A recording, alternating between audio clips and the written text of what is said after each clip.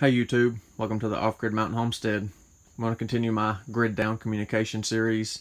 I covered FRS radios the other day on a separate video.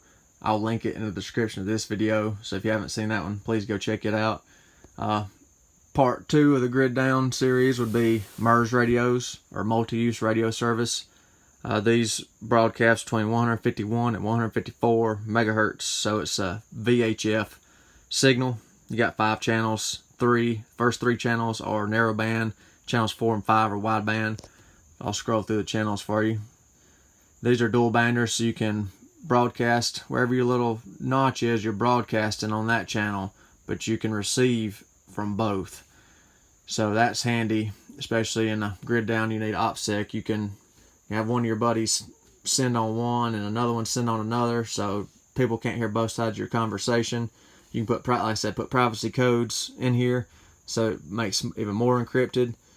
The same rules on OPSEC apply with these radios as the FRS. Is always broadcast at the lowest power possible to reach your intended recipient for the message.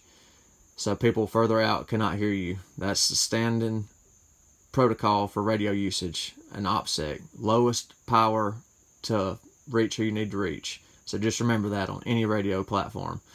But anyhow, so scroll through the channels. You want to use the little top button. You can scroll through 5 channels. There's more channels in these radios, but y'all don't get to see that. And I'm not broadcasting on them either, so not on this video anyhow. But anyhow, these are Wushuns. I've had these for years. Original batteries, lithium-ion batteries. They just clip in the back. You know, 700 milliamp hour battery pack. They last a while. The last time these were charged were probably in the fall, and this one's still showing full charge. These don't get used a lot because they're so big and heavy. You use the little walkie-talkies. So see what kind of charge this one's got. It's got 2 bars, so not too bad for sitting for months and months on end. But these are weather resistant. Another cool feature on these, most of them have these features or similar features, is you got a little flashlight set up right there, and you got FM radio. You push this top button right here, if it'll do it. Yep, see, gives your FM dial right there. You can turn it up and down, whatever channel you want. I'm not showing any channels, so I'm not giving away my position on that either.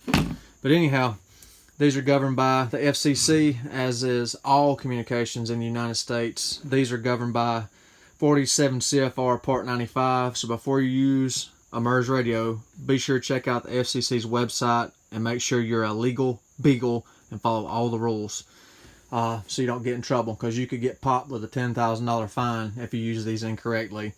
But they're license free, so as long as you're not a foreign government entity operating in the United States, you don't cause any interference, send no images or no radio facsimiles, and abide by the antenna rules, and stay under 2 watts. That's the important thing. 2 watts. That's all you're supposed to broadcast on.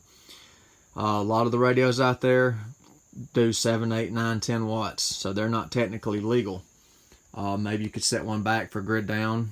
If somebody's not monitoring, feel free to use the 10 watts, but as you know, rule of law prevails. You have to abide by the rules and the laws. So anyhow, with that said, Retevis, Motorola, Baofeng, BTech, everybody makes a version of a MURS radio. I'll put a link in the description as well for a couple that I know are legal, that stay under 2 watts, and they state that in the description of the product that it's 2 watts. And those are usually simpler to use, the ones that are pre-programmed with the MURS channels. So I'll put a couple of different models in there if you want to look those up. And there's more models than you can shake a stick at. So, browse the internet, whatever you want. It's a free country. You pick what you want, do what you want to do. But you'll pay the consequences if you don't follow the rules. But anyhow, these have to be chirp programmed. You can hand bang them and type in all the frequencies for each channel, which would take you forever to do that. But the chirp pin goes in the side, goes to USB to your computer. You download the software from Wushuan. Use Radio Reference or another site and pick your frequencies that you want to program in here. So I'm not showing you all that day. I'm trying to keep it simple and keep the video kind of short where I don't lose everybody's attention. But anyhow, another thing, let me know in the comments if you're on MURS.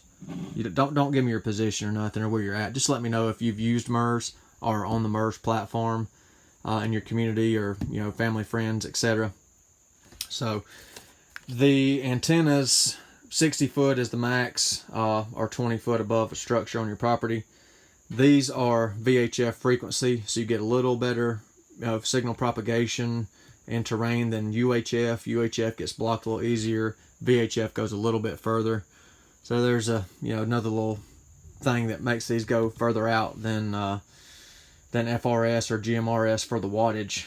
You can get, with an external antenna on these, you can get about 10 miles out of them. And sometimes people have claimed to get cloud or atmospheric propagation off of them with the right antenna, with the Yagi or something like that, directional. They've bounced off clouds and got it quite a bit further than that. But that's pretty much it on these radios, or all that I can share on YouTube about them anyhow. So do your research on them, check them out. Lots of websites, lots of references on there. I just want to introduce everybody to them as another form to be able to communicate with others. So thanks for watching Off Grid Mountain Homestead. Stay tuned.